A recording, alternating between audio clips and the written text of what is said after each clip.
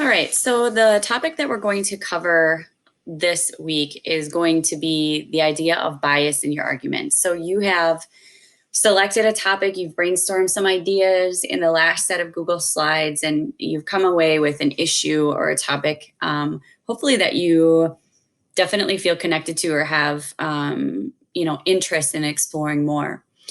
One of the reasons that we often choose a topic is because we have some prior experience with it.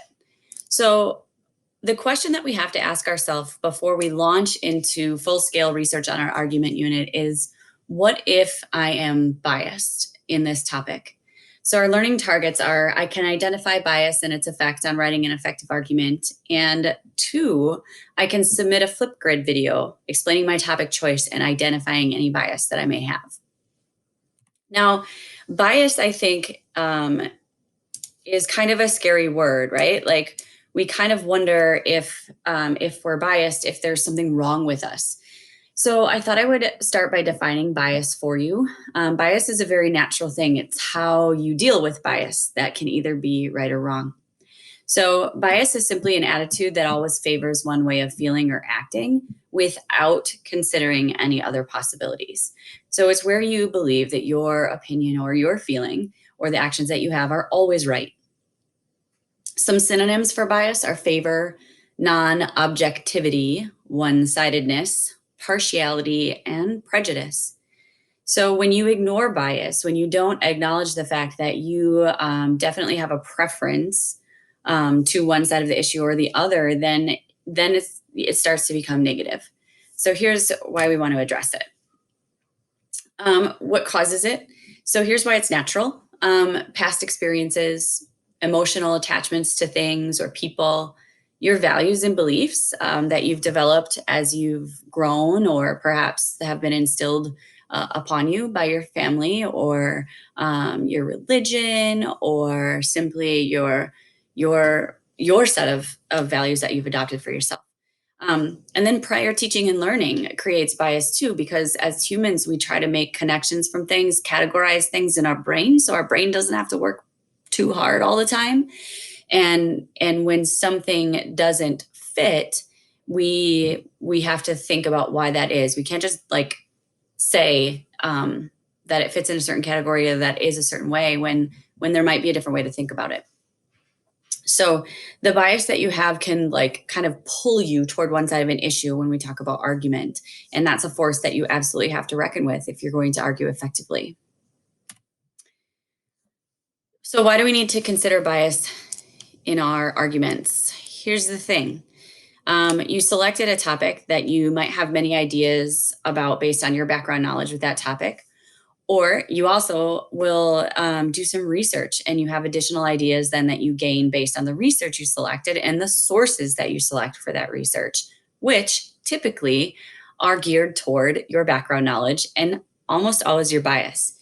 So bias, unfortunately, when it's ignored, can lead to ignoring ideas that actually may help your argument if you consider them.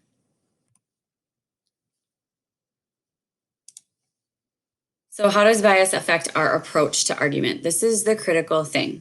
So I chose a very simple topic to start with. Are dogs better pets than cats? I always lean toward dogs. If anybody asks me that question, like in a game or an icebreaker, I always say dogs. If I had to write an argument, I would widely research all the reasons. Dogs make wonderful pets. I would include examples about my own dog, Tito, before we had to put him down and why he was such an incredible pet. And I could present my evidence, explain it passionately in an argument. So what's wrong with that? Well, my bias against cats, due to the fact that my aunt and uncle had this cat named Tigger, and it completely hated me. I could not, I was young and I tried to play with it. It didn't want anything to do with me. It scratched me, it hissed me. Oh, she was my nemesis. So that one unfortunate experience has prevented me from then considering why cat owners would actually argue for their pets as being better. And therefore, I would miss addressing those claims in my argument. I would miss embedding evidence that argues against that. Therefore, my argument would be completely biased and it wouldn't be as effective. So here's a more realistic issue, something that maybe some of you might be thinking about. Should teens have a job during high school? Again, I have to think about my bias here, okay? I automatically lean towards the affirmative. Yeah, I mean, I had a job growing up. Through, as soon as I could work, I worked, and all the way through high school and all the way through college. And I learned a lot of great things from those jobs. So I want to say yes. I know I could support my claim with evidence about job skills, entry level jobs that provide stepping stones to other things, experiences, all that kind of stuff. But I'm biased because of my experiences. So if I stop and think about how the world has changed since I was young, I would be able to craft a more effective argument. So I would identify the other claims, or they're called counterclaims, against me. And that would help me do more effective research because I would be looking for evidence that specifically addresses them. So this issue of bias has to be included in your initial thinking about your topic. So this is your job. We are going to use Flipgrid throughout this unit for several different things. And so I want you to get used to it with just this simple task. But here's the thing. This is what I'm really, really, really looking for, right? Number one, I already know. Number two, that's going to be interesting for me to know why you selected your topic. But number three, any bias. What is pulling you toward one side or the other? It could be, again, an emotional attachment, a value or a belief, prior knowledge, prior experience. There's something that's pulling you, a force, right? That you want to argue one side. So what is that and why? So English 9, you can click on this link to bring you, should come up here for you, to bring you to Flipgrid. You're going to log in with Google, okay, and select your Google account, and that should work for you. If it doesn't, make sure you reach out and ask for help. The other thing to know is that on the very next slide, I have a tutorial made by another teacher. So I didn't reinvent the wheel here. It's made by another teacher. It's how to get into Flipgrid. I can also post a class code for us. I will make sure to do that because I think she might use that as well.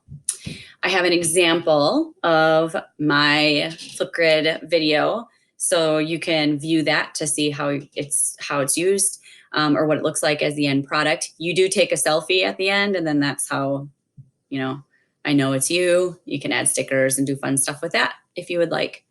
But this Flipgrid is due on Monday. And so I will make a separate assignment in Google Classroom for that Flipgrid, and I'll repost these resources in that assignment. But you can also just access them right from here when you are ready. So just to review, your job will be to upload a video to the Flipgrid that matches your class.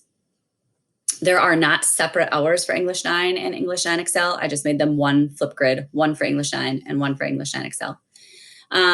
Explain your chosen topic, why you selected it, why you want to explore it, and then any bias you may have and why. All right. So have fun with that. I'm excited to see those. And like I said, do this one because we're going to use Flipgrid for quite a few things during this argument unit.